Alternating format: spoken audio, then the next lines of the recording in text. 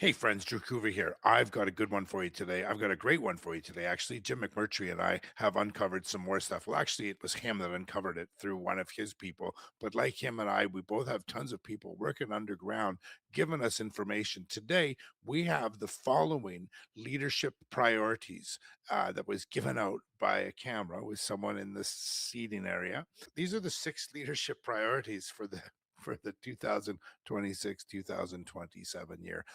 Let's get into this. At the meeting, there were everybody was afraid to say anything against the crowd because like the 2-minute hate session in Orwell's 1984, you knew that you were going to be torn apart and worried about being jeered and so forth. So people were careful, and most people that get through to these Politburo meetings of the BCTF are already part of people who are carefully filtered. But there is probably a number of people, who knows, but one in particular, the person who was my informant, my mole, the little dark person with a tail and 4 legs, presented me with lots of information. And among the information, there was a guy wearing a skirt with partially dyed hair and all sorts of other things.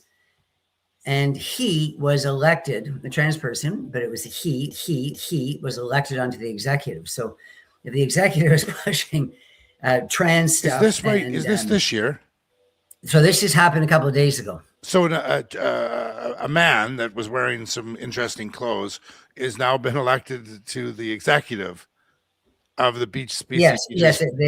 The person who informed me told me there were about 8 ostensibly trans people in this meeting, and one of them was elected to the executive. Somebody who was at the meeting sent that to me, and I thanked the person, asked for permission to put it out, just to be careful there, and did that. And then that person called me this morning and was a little bit shaken because he or she or they or whatever did not expect that it would it has around 1 million hits right now. God bless Jimmy. Let's read this. The priorities of the leaders at the BCTF are: 1, continuing to support decolonization.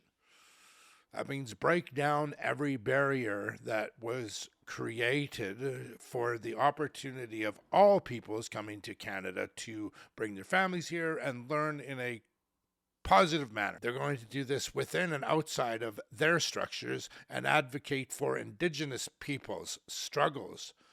So everything's going to be focused on Indigenous peoples. Maybe we should just close all the schools down and give the 5% of the population, which are Indigenous, or just put them all in the schools. They can have 1 school each. All the kids can have 1 school each. Is the teachers' union is not just taking money from teachers to warp the whole system into some sort of communist paradise that serves the people at the top and nobody else. But they're getting money. Schools get money a lot of money from ordinary taxpayers, from people like you that are watching this. I don't think you want your money going toward marginalized groups, decolonization. You want it going toward kids so they can learn better and have a better chance of being successful in life. I know you're with me on this. Number 2, reclaiming professional dignity to reconnect to joy. Reclaiming professional dignity, so they're undignified and they need to reconnect to joy. They need to have purpose, and they need worker solidarity. So they all need to come together and align themselves with the leadership. And if they don't, they're off. Like Jim, like so many of people, so many teachers, asserting trust in teachers as experts in education. Asserting trust. You can't assert trust in someone. You can't. You can create opportunities within relationships, and then a person will give you trust.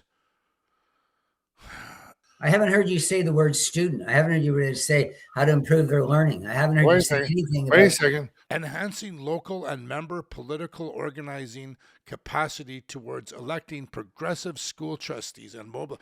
And now it's my pleasure to introduce Premier Eby to come up to the podium and share a few remarks. Thanks, everybody.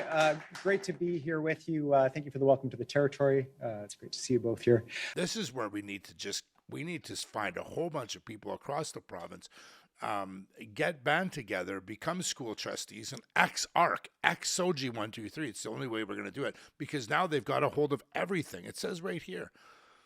Number 5, responding to immediate member needs related to excessive workload. We have mass immigration. This is absolutely what you call crazy, that you would catch 25 people living in the same room, regardless of the fact that it was the basement. This place doesn't even look like it was done. It honestly looks like you captured people. Some of the students have looks on their faces like they don't even seem bothered by this. Take a good listen as to what Patrick Brown had to say. 5,000 international students that have a plan for where they're going to be housed. And just a few days ago in Brampton, I got a report from Bylaw where they found 25 students living in a single basement apartment. The teachers are totally stressed out. Violence in classrooms. They don't have violence in classrooms that much anymore, other than like the extreme Tumbler Ridge. But most of the kids get put into, alternative programs, which I was a part of for decades. And the influence of the far right.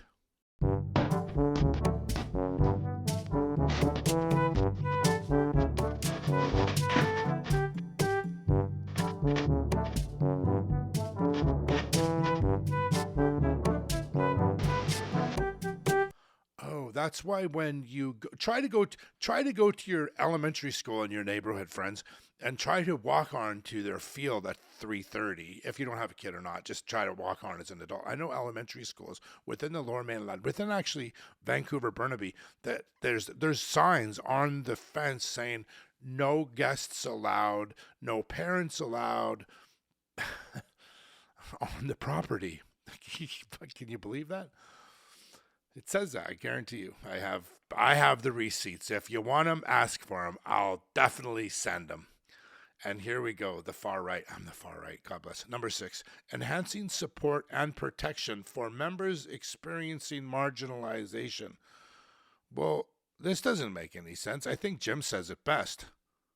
I think really what it means as well, if you want to read between the lines, Andrew, that they are going to take people like me, the people that older white conservative males, able-bodied and so forth, they're going to take us and they're going to draw and quarter us. They're going to split us apart, cut off our limbs, and they're going to open up our stomach and slowly take out the internal organs.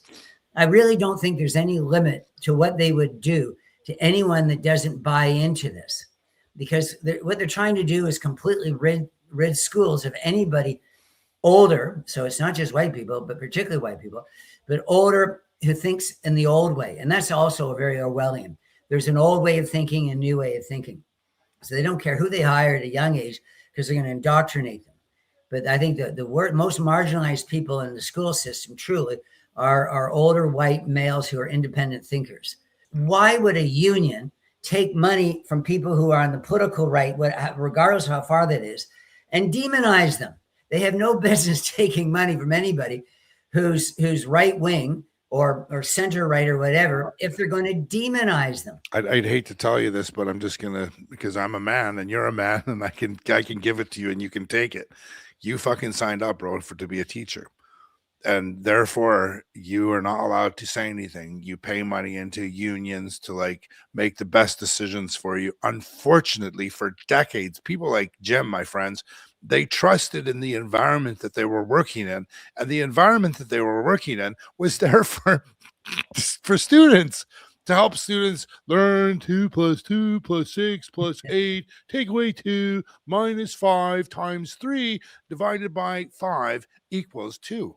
I'm just kidding, but that's what you teach in grade like 3, 4, 5, and then grade 6, 7, 8, you learn a little bit more. I think school system is a joke. I mean, I left and, I'm talking to a PhD guy right there. He's a PhD guy.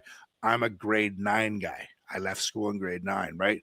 So this is a true factor that, when the world starts falling apart, the extreme smarty pants and the extreme schooly smart, street smart pants guy, we can come together to bring this country back to normal. I hope, Jim. I hope this is what we're doing. Jim and I are from BC, and we're not leaving, and we're here to fight. God bless you, and we'll see you again. Thank you.